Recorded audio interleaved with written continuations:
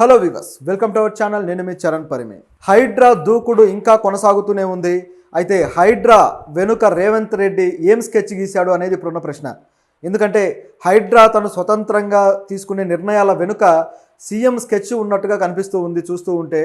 పైగా సీఎం మీద కూడా కొన్ని విమర్శలు అయితే ఇప్పుడు వస్తూ ఉన్నాయి. అవి కూడా చాలా ఇంట్రెస్టింగ్గా ఉన్నాయి. ఎందుకంటే నాగార్జున ఎన్ కన్వెన్షన్ కూల్చేశారు. కూల్చేయడానికి ముందుగానే దాదాపు ఒక 2 రోజుల ముందేమో 21వ తారీఖు కాంగ్రెస్ పార్టీ నుంచి ఒక నాయకుడు దాన్ని కూల్చేయాలి, ఎందుకంటే అది అక్రమ నిర్మాణం అని చెప్పేసి ప్రభుత్వానికి ఫిర్యాదు చేయడము హైడ్రాకి. సో హైడ్రా రియాక్ట్ అయ్యి ఇమీడియట్గా కూల్చేయడం జరిగింది. సో ఇంత స్పీడ్గా ఒక నాయకుడు, అది కూడా పదవిలో ఉండి మంత్రిగా చేస్తున్న నాయకుడు ఈ విధంగా చెప్పడము, ఇది కూల్చడం, ఇదంతా చూస్తుంటే ఇంత స్పీడ్గా రియాక్ట్ అయ్యారేంటి, దీని వెనక ఏముందన్న క్వశ్చన్ అయితే బయలుదేరుతుంది.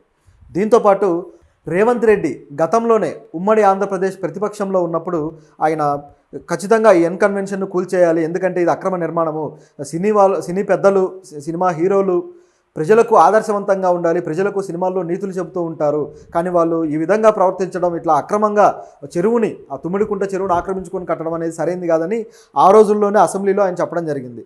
అనుకున్నట్టుగానే ఆయన ఇప్పుడు కూల్చేశాడు. గతంలో కేసీఆర్ కూడా ఆ విధంగా అన్నాడు, బుల్డోజర్స్ పంపించాడు, కానీ చర్యలు అయితే తీసుకోలేదు. సో ఇప్పుడు చూస్తే ఏమాత్రం ఆలోచించకుండా ఇంత చర్య తీసుకున్నారు. నాగార్జున గారు దీన్ని ఎందుకు ముందుగానే ఆపలేకపోయారు అనే ప్రశ్న కూడా బయలుదేరింది. అయితే ఇక్కడున్న ఇంట్రెస్టింగ్ ఫ్యాక్టర్ ఏంటంటే, ఇప్పుడు ఒక విషయం వైరల్ అవుతుందన్నమాట. రేవంత్ రెడ్డి గారి కూతురు నిశ్చితార్థం అది ఎన్ కన్వెన్షన్లో జరిగిందని చెప్పేసి ఇప్పుడు ఒక వీడియో వైరల్ అవుతూ ఉంది. మరి నిజంగా ఎన్ కన్వెన్షన్లోనే జరిగిందా? మరి జరిగితే ఆయన వెళ్ళి ఆ కన్వెన్షన్లో అక్రమం అది ఇదని మాట్లాడిన వ్యక్తే అక్కడ ఫంక్షన్ చేసేసి నిశ్చితార్థం గ్రాండ్గా జరిపి ఇప్పుడు దాన్ని కూల్చడానికి రెడీ అయ్యారంటే అసలు వీళ్ళ మధ్య ఏం జరిగింది, ఎన్ కన్వెన్షన్ విషయంలో నాగార్జునకి అలాగే రేవంత్ రెడ్డికి ఏం జరిగిందనే ప్రశ్న అయితే వస్తుంది. గతంలో టీడీపీలో ఉన్నారు రేవంత్ రెడ్డి ఆ వ్యాఖ్యలు చేసినప్పుడు, ఇప్పుడైతే కాంగ్రెస్లో ఉన్నారు. మరి పార్టీల పరంగా కూడా చూసుకుంటే మరి ఆ డైవర్షన్ ఏంటనేది అర్థం కావట్లేదు ఎవరికి కూడా.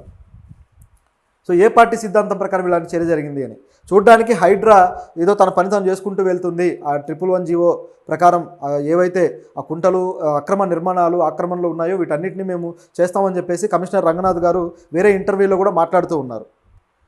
సో కుంటలే కాదు, ప్రభుత్వ ఆస్తులు ఏవైనా సరే ప్రజల సమక్షంలో ప్రజల ఆక్రమణలు గురయ్యి ఉంటే మాత్రం యాక్షన్ తీసుకుంటామంటున్నారు. సో దీని పరిధి కూడా, హైడ్రా పరిధి కూడా చూస్తే గండిపేట వరకు ఉంది. నిజానికి గండిపేటలో ఎక్కువగా విల్లాలు, ఇలాగ ఇండిపెండెంట్ అపార్ట్మెంట్లు చాలా ఎక్కువగా ఉన్నాయి. సో అక్కడ ఖచ్చితంగా ఈ కుంటల మీద ఉన్న వాటి మీద యాక్షన్ తీసుకుంటామంటున్నారు. సో దీని పరిధి కూడా ఈ సిటీ రేడియస్లో వీళ్ళు ఇన్ని ఎకరాలు అంటే ఇన్ని కిలోమీటర్ల పరిధి అని చెప్పేసి పెట్టుకున్నారు. ఆ పరిధిలోకి వచ్చి దేన్ని వదలట్లేదు. ఇదిలా ఉంటే అది సినిమా వాళ్ళ మీద గట్టిగా ఫోకస్ చేసినట్టు కనిపిస్తుంది. సో అది మళ్ళీ మనం మరో వీడియోలో మాట్లాడదాం. అయితే ఇక్కడ చూస్తే రేవంత్ రెడ్డి నాగార్జునతోటి ఏంటి సపరేట్ లడాయి అనేది ఇక్కడ క్వశ్చన్. ఎందుకంటే రేవంత్ రెడ్డి గారు ఆయన కూతురు నిశ్చితార్థాన్ని ఎన్ కన్వెన్షన్లో జరిపారు. చాలా గ్రాండ్గా జరిగింది. అనేక మంది ప్రభుత్వ ప్రతినిధులు అలాగే అనేక మంది వ్యక్తులు హాజరయ్యారు. సో అప్పుడు నాయకులకి సమస్య లేకుండా పోయింది. అప్పుడు రేవంత్ రెడ్డి గారికి ఏ ప్రాబ్లం కనపడలేదా దీంట్లో అనే క్వశ్చన్ కూడా వస్తుంది. అయిపోయిన తర్వాత అంటే అప్పటికే ఆయనకు తెలిసే ఉంటుంది కదా, ఆయన ఎప్పుడో గతంలోనే చెప్పున్నాడు. సో ఆయన క్లియర్గా తెలుసు అది అక్రమంగా నిర్మాణం చేసింది అని. అంటే పూర్తిగా అక్రమం అని కాదు, ఎన్ కన్వెన్షన్ ఆల్రెడీ పట్టా భూమే, కాకపోతే దాంట్లో కొంత భాగాన్ని ఆ చెరువు లోపలికి జరిగి ఆక్రమించుకున్నట్లుగా హైడ్రా ఆరోపిస్తుంది అనమాట. కాబట్టి ఆ ఆక్రమణ అనేది పూర్తి స్థాయి కాకపోయినా ఎంతో కొంత అయింది. మరి ఇది తెలిసి వాళ్ళ మీద ఆరోపణలు చేసి తన కూతురు నిశ్చితార్థాన్ని అక్కడ చేయడం వెనక ఈయన ఆంతర్యం ఏంటి? అంటే వీళ్ళకు ఉపయోగపడ్డన్ని రోజులు ఉపయోగించుకొని ఇక మా పని అయిపోయింది అంటే వెళ్ళి దాడి చేయడమా? సో సినిమా వాళ్ళ మీద ఇట్లా దాడులు కావాలనే చేస్తున్నారని చెప్పేసి బీఆర్ఎస్ కూడా ఆరోపించడం మొదలెట్టింది. నాగార్జున గారు అయితే గతంలోనే దీనికి సంబంధించి అక్రమంగా దీన్ని కూల్చాలని ట్రై చేశారని చెప్పేసి ఆయన స్టే కూడా తెచ్చుకున్నాడు కేసీఆర్ ప్రభుత్వంలో. అప్పటికి బుల్డోజర్లు వచ్చి ఇక కూల్చడమే లేట్ అనమాట. సో ఆ టైంలో స్టే తెచ్చుకున్నాడు. ఇప్పుడు చూస్తే ఇక ఆ టైం కూడా తీసుకోలేదు, మొత్తానికి కూల్చేశారు. అది కూడా ఆయనకు నోటీస్ ఇవ్వకుండా కూల్చారు. సో ఇది ఒక ఆరోపణ, నోటీసులు ఇవ్వకుండా ఎలా చేస్తారు అని చెప్పి. అది అక్రమమే అయ్యుండొచ్చు, కానీ ప్రభుత్వం తన చర్యల్ని కోర్టు ద్వారా తీసుకువెళ్లాల్సిన అవసరం ఉంది కదా. ఒక ప్రభుత్వానికి ఒక అడ్మినిస్ట్రేషన్ పద్ధతి ఉంటుంది కదా, ఆ పద్ధతి ప్రకారం వెళ్లకుండా డైరెక్ట్గా వచ్చి చేయడం అనేది నాగార్జున గారికి బాగా హర్ట్ చేసిన విషయం. అయితే ఇక్కడ కూడా కేవలం ఈ హైడ్రా విషయం చూసుకుంటే హైడ్రాని ఖచ్చితంగా మెచ్చుకొని తీరాలి. కేవలం బయట వ్యక్తులే కాదు, కాంగ్రెస్ వ్యక్తుల మీద కూడా యాక్షన్ తీసుకుంటూ వస్తుంది. సో గమనిస్తే ఓవైసీకి ఎంతో బలమున్న పట్టున్న ప్రాంతం రాజేంద్ర నగర్, ఆ ప్రాంతాల్లో కూడా హైడ్రా యాక్షన్ తీసుకుంది. మొదట్లో అక్కడే మొదలెట్టారు నిజానికి. సో అక్కడ నుంచి ఇక స్టార్ట్ అయిపోయింది.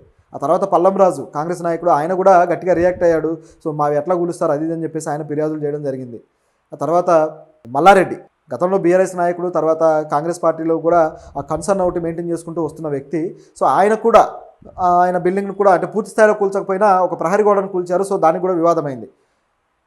అంటే పెద్ద నాయకులు అయితే ప్రహరీ గోడలు మాత్రమే కూలుస్తారా, బిల్డింగ్ను మాత్రం అలాగే ఉంచుతారా అని.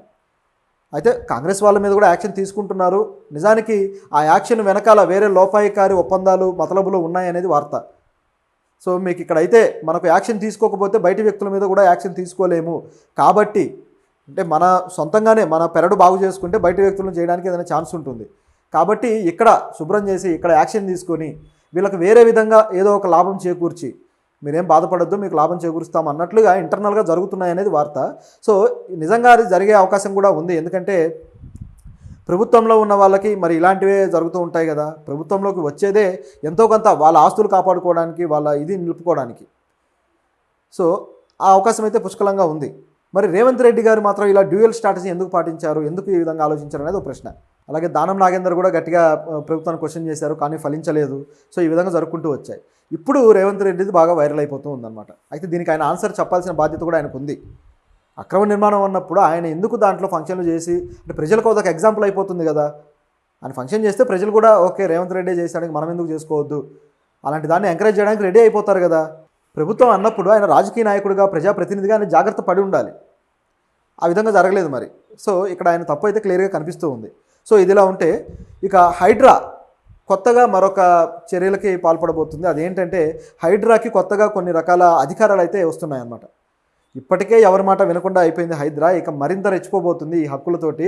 సో ఇది మాత్రం చాలా మంచి విషయం, చాలా అప్రిషియేట్ చేయాల్సిన విషయం.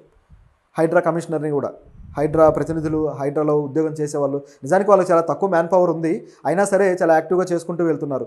ఇప్పటికే సిటీలో దాదాపు 165 ఎకరాలు, ఈ విధంగా 165 రకాల అపార్ట్మెంట్లను కూల్చి 165 ఎకరాలని ప్రభుత్వానికి అప్పగించారు.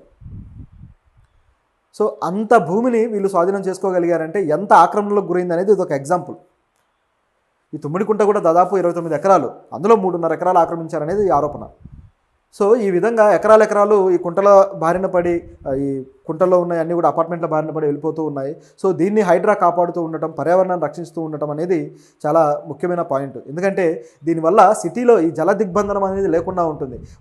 వర్షాలు వచ్చినప్పుడు వరదలు రాకుండా ఉంటాయి. సో వాటర్ ఎటువైపు, ఆ సోర్సెస్ ఎటు వెళ్ళాలో అటువైపు వెళ్తూ ఉంటాయి. సో వాటికి తగిన నాలాలు కూడా నిండినప్పుడు సో ఒక్కసారిగా వరదలు అనేవి చెలరేయకుండా మొత్తం సిటీ ఒక్కోసారి కొన్ని ప్రాంతాలు మునిగిపోతూ ఉంటుంది. అది జరగకుండా ఉంటుంది. అవి ఎందుకు మునుగుతాయి అంటే ఆ చెరువులను ఆక్రమించుకొని కట్టడం వల్లే. అక్కడ చెరువు ఉండుంటే జరిగేది కాదు. ఆ అపార్ట్మెంట్ అనేది చెరువును మూసేసో కూల్చేసో ఏదో ఒకటి చేసేసి కట్టేస్తారనమాట. అందువల్ల ఇవి జరుగుతూ ఉంటాయి. సో ఇదిలా ఉంటే హైడ్రాకు వచ్చిన అధికారాలు ఏంటంటే ఎఫ్ఐఆర్ నమోదు చేసే అధికారాలు. అంటే పోలీసు వ్యవస్థ ఎలాగైతే చేస్తుందో పోలీసులకు ఉండే ఆ క్యాడర్, ఆ స్థాయిని హైడ్రాకు కూడా కల్పించాలి. అంటే పోలీసులకు ఉన్న అధికారాల ఇదిని పోలీసులకు ఇస్తే, ఈ హైడ్రాకి ఇస్తే, ఈ హైడ్రా ఇక తర్వాత ఎఫ్ఐఆర్లు నమోదు చేయడానికి కూడా రెడీ అవుతుంది అనేది ఇప్పుడున్న ఇది.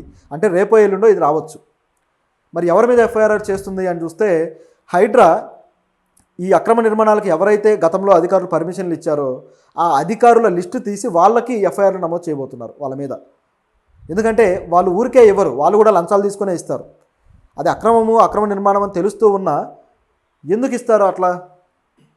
వాళ్ళకి ఎట్లా వాటర్ సోర్సెస్, వాళ్ళకు వాటర్ డిపార్ట్మెంట్ కానీ మిగతా డిపార్ట్మెంట్లు కానీ పవర్ డిపార్ట్మెంట్ కానీ ఇవన్నీ కూడా ఎలా వాళ్ళకి శాంక్షన్ అవుతాయి? సో అన్ని చోట్ల కూడా కొన్ని లంచాలు తింటేనే ఇది జరుగుతుంది.